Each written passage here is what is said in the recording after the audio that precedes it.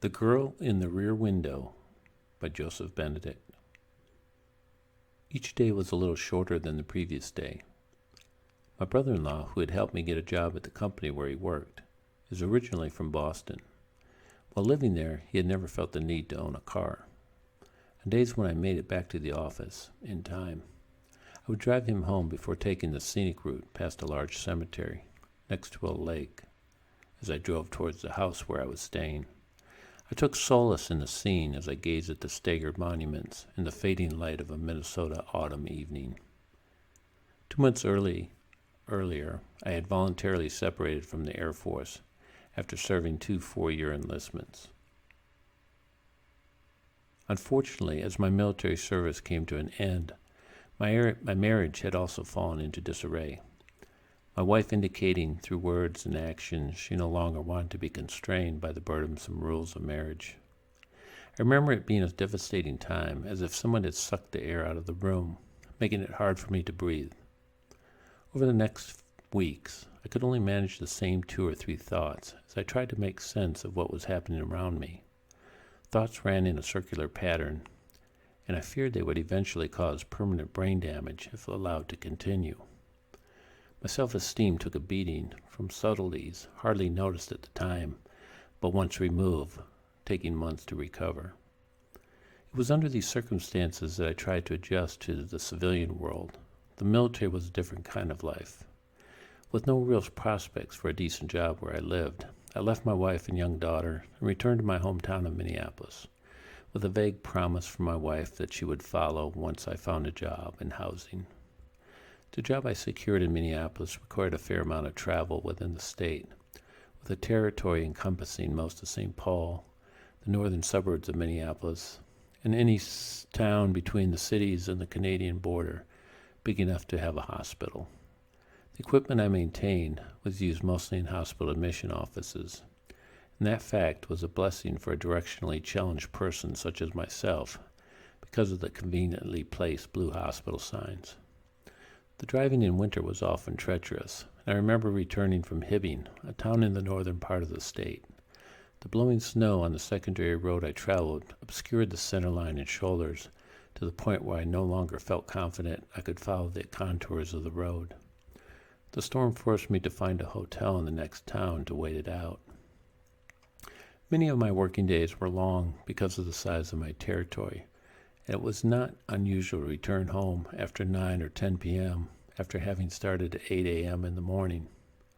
As a tech, I carried a trunk inventory of spare parts, but if I did not have the right part, I would stay overnight until the office could ship the part on the next Greyhound bus passing through that town. I enjoyed the time spent on the road. It gave me time to think. I knew there was a hole in my life without my family, and every day I missed seeing my daughter. Everything else in my life was going well. I had a good job, and I was living in a place I loved and where I had the support of a family and friends.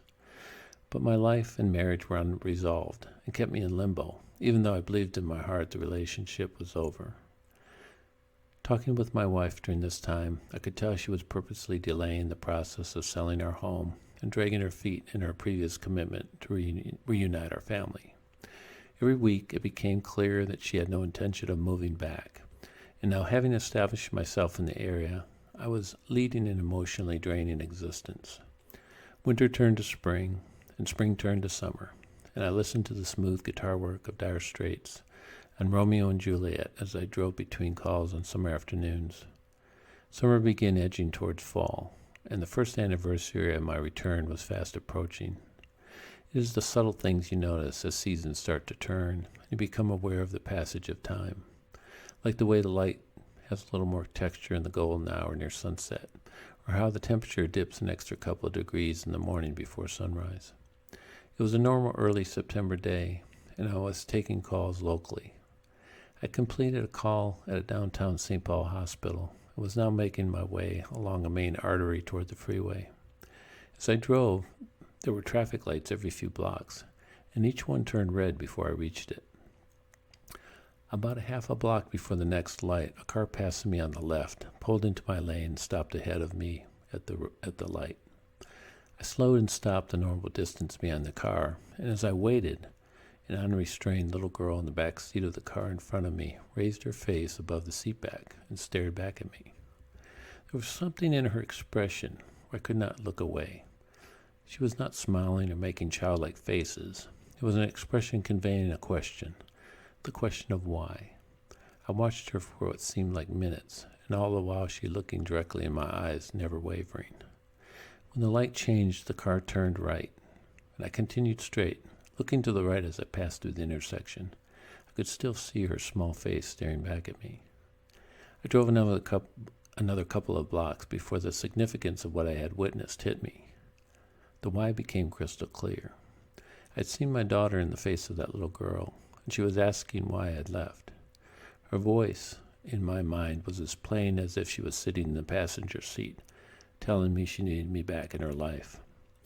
The decision had never been clear. I had to go back. It didn't matter that I had created a new life in a place I loved, or that a whole set of other problems would be awaiting me upon my return. It was no longer a choice. My daughter needed her dad. Subscribe to my channel and join me next week for another story.